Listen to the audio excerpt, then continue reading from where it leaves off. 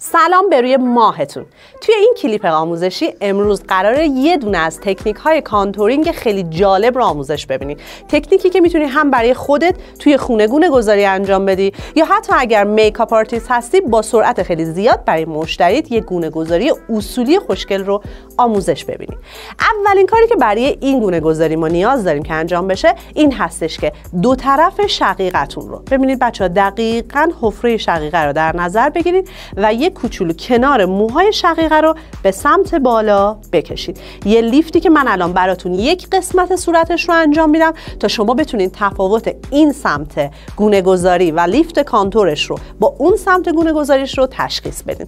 بریم برای شروع یه آموزش فوق‌العاده.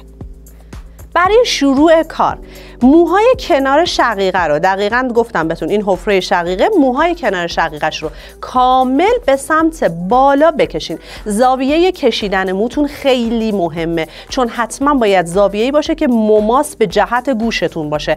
پس آروم اینو میکشین و یه کوچولو لباتون رو جمع میکنید به سمت داخل، مثل حالتی که میخواین بوسه بزنین. آره اینو رو بکشین. حالا ببینید بچه‌ها، برای شما یه استخوان خیلی راحت ایجاد میشه. یعنی اگر الان اینجا رو دست بزنین حفره استخوان گونه‌تون کاملا مشخصه. روی این حفره یک خط تیره میکشیم. من این خط رو کامل و واضح براتون میکشم که بتونید تشخیصش بدید. پس دوباره از اول بچه‌ها، موها رو میکشین، لباتون رو جمع میکنین و این به شما دقیقاً زیر این استخوان یه خط میده.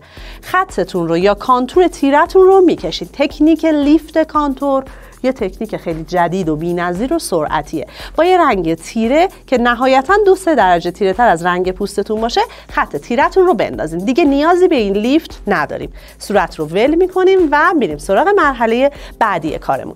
بلافاصله باید حتما از رژگونه هاتون استفاده کنید. حالا هر کنتراست رنگی رژگونه‌ای که خودتون دوست دارید میتونید اجرا کنید روی صورتتون. با براش هایی که مخصوص رژگونه هستن کامل گونه رو دوباره میکشیم از حالت سیب گونه. به این قسمت میگن اپل چک یا سیب گونه. سیب گونه چیه؟ ببینید بچه‌ها، هر کسی که میخنده، یه کوچولو بخند زیبا، وقتی که میخنده میبینید کامل یه برجستگی داره روی گونهش. این قسمت اسمش اپل چکه. کامل مواد منحصرا روی اپل چک، حالت دورانی. حالا اپل چک رو که رد کردین میرسین به استخوان اصلی گونه، همون استخوانی که وقتی که کشیدین برای شما یه خط و یک رد انداخت. میکشین دوباره به صورت دورانی. این میشه حرکت های آرومش بچه‌ها. دورانی میایم تا کجا؟ تا روی حفره شقیقه. یادتونه اول فیلم گفتم حفره شقیقه رو پیدا میکنیم، میایم به سمت حفره شقیقه، جهت و زاویه دستتون برمیگرده رو به بالای آرک یا زاویه 8 ابروتون.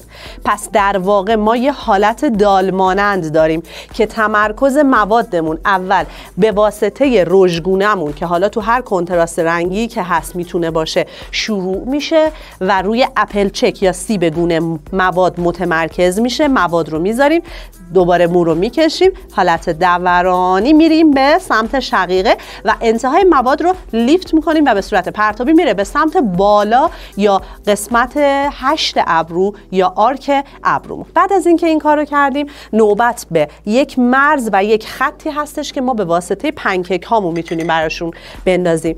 حالا قلمی که دارم استفاده میکنم جزو قلم های بلندرم هست، ولی قلم بلندریه که سایزش بزرگه. نکته 2، قلم بلندریه که مواد به صورت مخروطی نیست، یعنی کامل موهای قلم به صورت صاف رفته، حالت مخروطی نیستش که از شروع قلم تنگ باشه و بره سمت بالا. از این قلم ها استفاده کنید. تو برندهای مختلف موجوده. برندی که الان دارین میبینید برند فوق‌العاده بی‌نظیر حرفه‌ای و لاکچری شیما وفاییه که به زودی براتون لانچ میشه. خب ببینید بچه‌ها، پنکیک رو میذارم. حالا حرکت پنکیک رو ببینید. مو رو دوباره میکشم، رفت برگشت. یه حالت سرعتی رفت و برگشت رو داریم و دوباره از مدلمون میخوایم که یه کوچولو بخنده. وقتی که میخنده دیگه از اپل چک یا زاویه گونه‌شون نیارین قسمت پنکیک رو رو به سمت بیرون، بیارید رو به سمت لبش.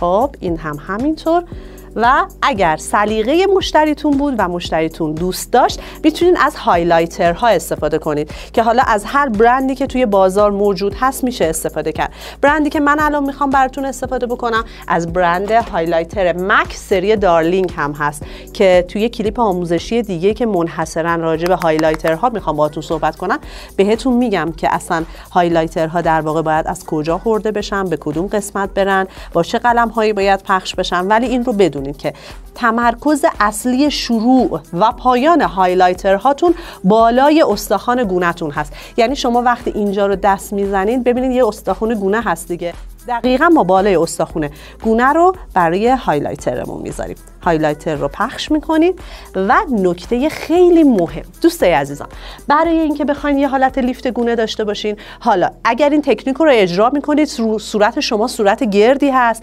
حتما با زاویه های مستقیم و خطوط این کار رو بکنید. ولی اگر یه مقدار مثل صورت ایشون کشیدگی داره، خط اصلی رو که میندازین حتما حالت اوریب باشه، میبینید حالت یه نیم دایره باشه و خطتون صاف نباشه، چون هرچی که خط صافتر باشه به کشیدگی صورت بیشتر کمک میکنه. گونه‌تون رو ببینم توی صورتتون رو لطفا توی دوربین. خب بچه ببینین تفاوتش رو با یه حرکت خیلی راحت بدون کانتورهای چرب پودریتون و یا روژ گونه هایی که خیلی خاص هستن میتونین یه گونه گذاری خیلی قشنگ بکنین و یه لیفت خیلی زیبا رو به چهرهتون بدین. امیدوارم که از آموزش امروزمون کلی لذت برده باشین و بتونین در اسرع وقت و خیلی سرعتی اول از همه برای خودتون این گونه گذاری رو طراحی کنین تا یاد بگیرین و بعد هم روی مشتریتون پیاده کنین.